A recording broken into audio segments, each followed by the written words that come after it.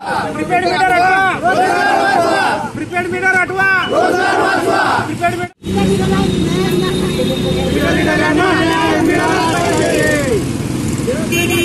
रोजगार वाचवा, रोजगार वाचवा, रोजगार वाचवा,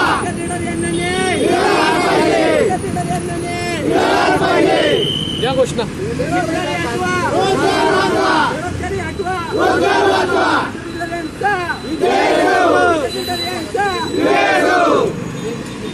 आता काय सांगणार या ठिकाणी आज तुम्ही निवेदन दिलेलं आहे जिल्हाधिकाऱ्यांना, काय नाही?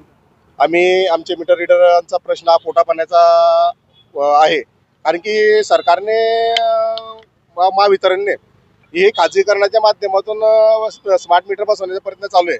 तर ते ऑनलाईन जात असल्या कारणामुळे मीटर रीडरांचं काम राहणार नाही आहे.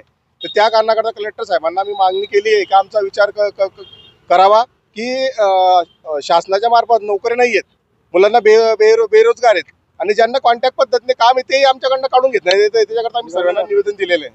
किती जिल्ह्याभरातून किती मीटर रीडर आहेत की ते बेरोजगार होण्याच्या मार्गावर आहेत? 150 ते 250 रीडर जिल्ह्यातनं बेरोजगार होतील आणि त्यांचा परिवारही बेरोजगार होईल, कारण की त्यांचा उदरनिर्वाह त्या आमच्या रीडर जे काम करतो त्यांच्यावर असतो परिवार.